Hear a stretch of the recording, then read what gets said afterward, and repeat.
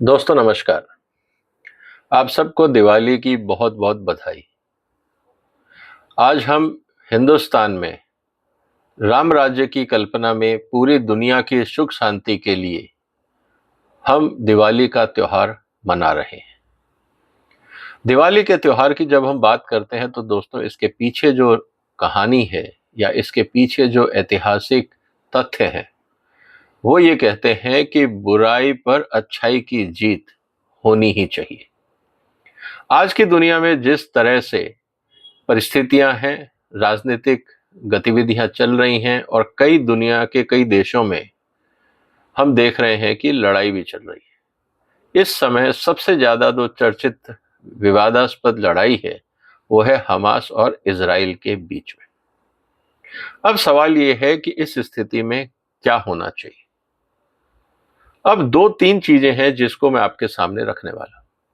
पहला, क्या इजराइल सही कर रहा है या गलत, क्योंकि इस समय पूरी दुनिया में एक विवाद चल रहा है। बहुत सारी जगह पे खासकर डेवलप्ड नेशंस में प्रोटेस्ट चल रहे हैं और प्रोटेस्ट इस बात को लेके चल रहे हैं कि इजराइल गाजा पे हमला क्यों कर रहा है। लेकिन शायद हम इस बात को भूल गए कि अक्टूबर 7, 2023 को जो हत्याकांड इजराइल में हुआ उसके लिए कौन जिम्मेदार होगा और उस हत्याकांड के जो दोषी हैं उनके साथ क्या किया जाए। अब दुनिया इस समय जो ओपिनियन बना रही है वो बना रही है सोशल मीडिया के तहत। आप जितने भी लोग प्रोटेस्ट में देखेंगे, मुझे नहीं पता कि उन्होंने इजराइल के इतिहास के बारे में पढ़ा है या नहीं, उन्होंने इस्लाम के बारे में पढ़ा है या नहीं, और अगर वो नहीं पढ़े हैं और सिर्फ इंटरनेट के भरोसे हैं तो आपको और उन सबको मेरा निवेदन है कि आप इंटरनेट पे जाएं और ये डाउनलोड करें कि these are the worst creature. ये जो स्टेटमेंट है ये कहां लिखा हुआ है, और ये कहां लिखा हुआ है कि हम ज्यूज और क्रिश्चियंस को अरेबियन पेनिनसुला में नहीं रहने देंगे। जब इस तरह का आधार हो तो लड़ाई निश्चित है, क्योंकि ये क्वेश्चन ऑफ सर्वाइवल है। खैर, ऐतिहासिक बातों को मैं डिटेल में अलग से कभी चर्चा करूंगा, लेकिन जो अभी घटनाक्रम बन रहा है, 8 अक्टूबर को जो घटना हुई और उसके बाद जो इजराइल में किया गया और इजराइल ने उसके रिटेलिएशन में जो किया, वो क्या सही है या गलत, इसके बारे में आज हम चर्चा करेंगे। दोस्तों, हिंदुस्तान में 3 चीजें हैं, 3 ग्रंथ हैं हमारे, जिनको हम रेफरेंस मान के आगे चलते हैं। हम उसकी सोच पे अपने आप को ढालने की, उन प्रिंसिपल्स पे ढालने की कोशिश करते हैं। पहला हमारा ग्रंथ है गीता का। गीता उपदेश में भगवान श्री कृष्ण ने अर्जुन को क्या कहा था? अर्जुन को भी तो यही कहा था कि अपने सगे संबंधियों को भी अगर मारना पड़े तो मारो, क्योंकि धर्म की रक्षा सबसे जरूरी है। और गीता में क्या कहा था उसकी मैं विस्तार से चर्चा करूंगा। दूसरा इंपॉर्टेंट डॉक्यूमेंट है जिसको हम अक्सर रेफर करते हैं, वो है चाणक्य। चाणक्य ने इस तरह की अगर स्थितियां होती हैं, इस तरह के अगर दुश्मन होते हैं, जैसे हमास जैसे दुश्मन हैं, उनके साथ क्या करना चाहिए, चाणक्य नीति ने, जो चाणक्य का अर्थशास्त्र है, उसमें पूरे डिटेल से इसके बारे में लिखा है। और तीसरा महत्वपूर्ण ग्रंथ है रामायण का। और आपको पता ही है कि रामायण पूरी की पूरी घटना किस लिए हुई, क्योंकि रावण ने भगवान राम की पत्नी सीता जी का हरण किया था। इस समय हमास ने क्या किया? अक्टूबर 7 को आतंकवादी घटना करी, निर्दोष लोगों को मारा और बहुत सारे लोगों का अपहरण करके चले गए, जिसमें महिलाएं हैं, बच्चे हैं, बुजुर्ग हैं, अपाहिज हैं और ओवरऑल सिविलियन हैं और कुछ फौजी भी हैं। जब ये स्थिति हमारे सामने है तो जो इस समय इजराइल कर रहा है वो सही है या गलत? इन तीनों ग्रंथों को हम साथ में रख के अगर हम व्याख्या करेंगे तो शायद बहुत सारी स्थितियां क्लियर हो जाएंगी।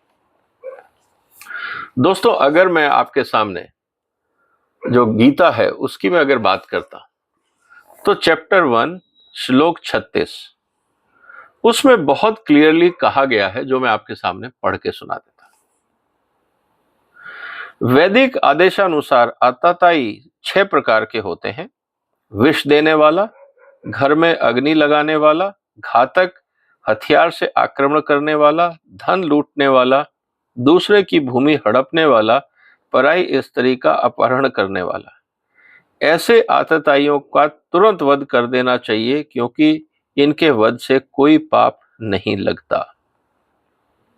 यह गीता में साफ कहा गया कि अगर ऐसे टेररिस्ट हैं तो क्या आपको उनका वध नहीं करना चाहिए? क्या वो इंसान कहलाने लायक हैं? जो समाज को प्रताड़ित कर रहे हैं, समाज को दूषित कर रहे हैं, क्या उनका जिंदा रहना उचित है? तो जो लोग आज प्रदर्शन कर रहे हैं कि इजराइल हमास के पीछे क्यों पड़ा है, इजराइल को युद्ध विराम कर देना चाहिए, तो ऐसे आतताइयों को कौन सजा देगा? क्या यूएन देगा? क्या कोर्ट ऑफ जस्टिस देगा? सवाल आज इस बात का है। लेकिन लोग ये कहेंगे कि हम इन आतंकवादियों के लिए नहीं, जो सिविल सोसाइटी में लोग मारे जा रहे हैं, हम उनकी बात कर रहे हैं।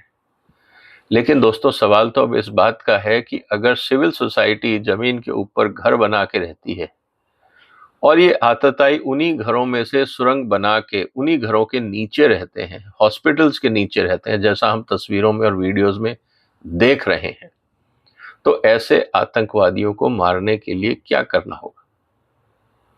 क्या इसके ऊपर कोई यूएन ने चर्चा करी? क्या इसके ऊपर रेड क्रॉस या WHO ने चर्चा करी? क्या इसके ऊपर नेटो ने चर्चा करी? किस संस्था ने चर्चा करी कि इस तरह के आतंकवादियों को निपटाने के लिए क्या करना चाहिए? ये बात हमें समझनी होगी। इसी तरह से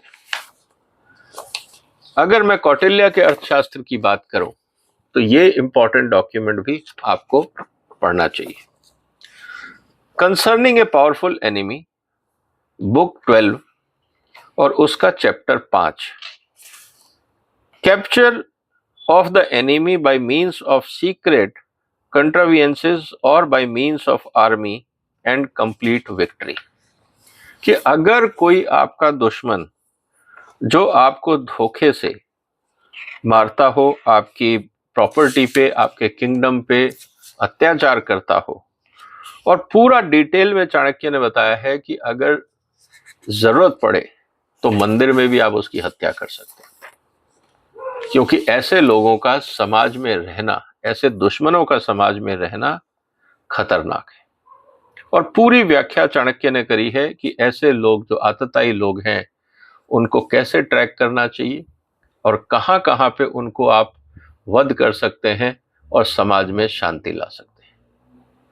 और रामायण की बात तो बहुत क्लियर है कि जरूरत पड़ने पर हनुमान जी ने जाके पूरी लंका में आग लगा दी थी। तो सोचो अब दोस्तों, अगर उस लंका में आग लगी थी तो कौन मरा होगा?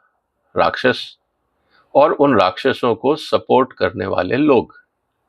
तो आज जो इजराइल गाजा में कर रहा है, वहां के आतंकवादियों को वहां से खत्म करने का अगर प्रयास कर रहा है, तो पूरी दुनिया में इस बात का विरोध क्यों हो रहा है? और अगर दुनिया विरोध कर रही है तो साथ में ये क्यों नहीं बताती कि इस तरह के आतंकवादियों को गाजा से हटाने का क्या तरीका है? समस्या गंभीर है, क्योंकि आज की दुनिया में हम इंटेलेक्चुअल बातों को लेकर ज्यादा चिंतित होते हैं। हम उनके परिणाम नहीं देखते, हम उसका आधार नहीं देखते। एक बात तो बहुत क्लियर है दोस्तों, जब तक दुनिया में जूस और मुस्लिम्स हैं और जब तक दुनिया में कुरान और हदीस हैं, शांति नहीं होगी। क्योंकि जब आपकी ग्रंथों में ही लिखा हुआ है कि Jews and Christians are the worst creature, तो बताइए फिर आप उनके साथ क्या बर्ताव करेंगे? क्या पूरी दुनिया को इस पे चिंता नहीं करनी चाहिए कि ये जो किताबों में लिखा हुआ है, इनको दोबारा व्याख्या करने की जरूरत है? क्या मुस्लिम स्कॉलर्स को, यूएन को, बाकी जितनी इंटेलेक्चुअल फोर्सेस हैं, क्या उनको आपस में बैठ के ये तय नहीं करना चाहिए कि आज की परिस्थितियों में ये चीजें उचित नहीं है? 1400 साल पहले अगर आपकी राजनीतिक लड़ाई थी और उस समय आप अपने दुश्मन को अपने राज्य से हटाना चाहते थे, शायद वो ठीक था।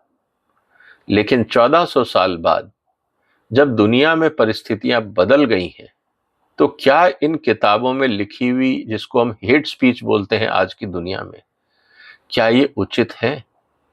क्या इसमें सुधार नहीं होना चाहिए? क्या यूएन को कोई प्रयास नहीं करना चाहिए कि इस तरह की अगर किताबों में बातें लिखी हुई हैं, ग्रंथों में बातें लिखी हुई हैं, तो उनके ऊपर विचार विमर्श करके मुस्लिम स्कॉलर्स के साथ बैठ के इसकी दोबारा विवेचना की जाए और एक मुस्लिम समाज में एक सही सहमति बनाई जाए, ताकि हम कोएग्जिस्टेंस की बात कर सकें। नहीं तो मुझे नहीं लगता कि आने वाले दिनों में और कई 100 साल अगर हमने इन जो नफरत की हदीसें हैं, जिसमें यह कहा गया है कि हम पेनिनसुला में ज्यूज को नहीं रहने देंगे, अरेबियन पेनिनसुला में, and Christians and Jews are the worst creature, ये मैं नहीं कह रहा हूं। आप इंटरनेट पे जाइए और टाइप करिए these are the worst creature, बस आप इतना ही लिख दीजिए, आपको सारे रेफरेंस मिल जाएंगे।